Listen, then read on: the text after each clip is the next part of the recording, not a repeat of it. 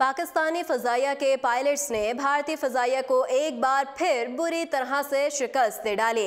Rafale तैयारों का ख्वाब देखने वाली भारतीय फ़ज़ाइया का ख्वाब चकनाचूर हो गया।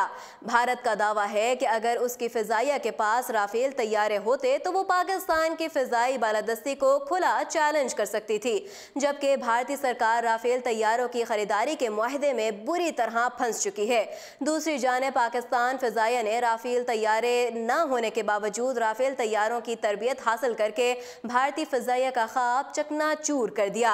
एक रिपोर्ट के मुताबिक भारतीय पायलट्स से कबल पाकिस्तानी पायलट्स ने राफेल जंगी तैयारों की तरबियत हासिल कर ली।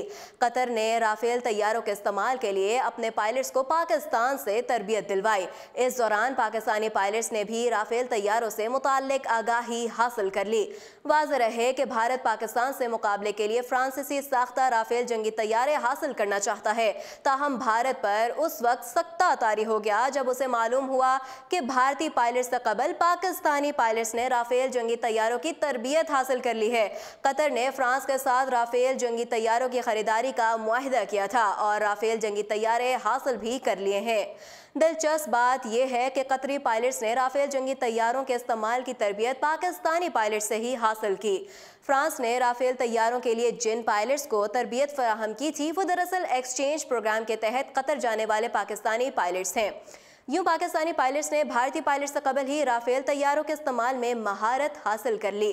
बाद-अज़ां राफेल तैयारों की तरबियत हासिल करने वाले पाकिस्तानी पायलट्स ने ही कतरी पायलट्स को इस तैयारे की तरबियत फराहम की। कतर ने अब राफेल तैयारों को अपने जंगी बेड़े में बाकायदा शामिल भी कर लिया और यूं कतर ने अपनी दिफाई सलाहियत में मज़ीद इजाफा किया। कतर की जानिब से दिफाई सलाहियत में इजाफा करने पर सऊदी अरब और मुत्तहिदा अरब अमारात की जानिब से तशवीश का इजहार किया गया। ताहम पाकिस्तान और कतर के दरमियान दिफाई ताउन में मज़ीद इजाफा हो रहा है। वाज़ेह रहे कि जब पाकिस्तान ने भारत के 2 तैयारे मार गिराए और भारतीय पायलट अभिनंदन को गिरफ्तार किया था तो इसके बाद नरेंद्र मोदी ने कहा था कि अगर राफेल तैयारे होते तो ऐसा ना होता। ताहम भारत और फ्रांस के माबैन राफेल जंगी तैयारों का मुतनाज़ मुआहदा मोदी हुकूमत के लिए ड्राना ख्वाब बन गया। डील में होने वाली मुबैना बदउनवानी छुपाने के लिए भारतीय हुकूमत ने सुप्रीम कोर्ट में जवाब जमा कराते हुए कहा कि मुआहदे से मुताल्लिक़ खुफिया दस्तावेज़ात चोरी हो चुकी हैं। भारत की अपोजिशन जमातों ने मोदी हुकूमत की जानिब से किए गए मुआहदे की तहकीकात के लिए सुप्रीम कोर्ट में दरख्वास्त दायर कर रखी है।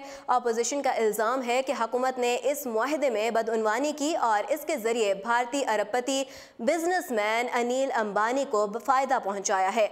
भारतीय मीडिया के मुताबिक जिस कीमत पर मोदी हुकूमत ने 36 तैयारों के मुआहदे किए उसके मुकाबले में कांग्रेस की गुज़श्ता हुकूमत की फ्रांस के साथ 126 तैयारों की बातचीत जारी थी और इस मुआहदे से भारत को 1953 अरब रुपए का नुकसान पहुंचा है।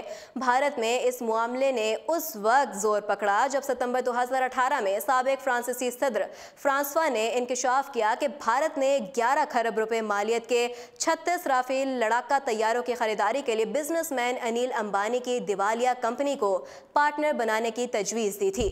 नाजरीन को बताते चलें कि भारत की साबिक हुक्मरान जमात कांग्रेस ने ऐलान किया है कि वो हुकूमत में आने के बाद फ्रांस से राफेल जंगी तैयारों के सौदे में करप्शन की तहकीकात करवाएगी। कांग्रेस ने अपने इंतखाबी मंशूर में करप्शन के खात्मे पर जोर दिया और कहा कि पार्टी इक़्तिदार में आने पर बिला तफरीक इंसाद बदउनवानी एक्ट को सख्ती से नाफिज करेगी।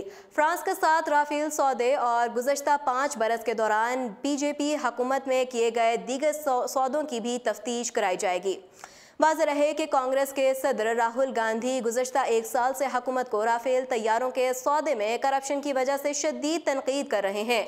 दूसरी जानिब भारतीय फ़ज़ाइया राफेल तैयारों की खरीदारी के लिए बेचैन है और कई बार कह चुकी है कि राफेल तैयारों के बगैर भारत की फ़िज़ाई बालादस्ती का ख्वाब पूरा नहीं होगा। मज़ीद अपडेट्स जानने के लिए देखते रहिए उर्दू पॉइंट।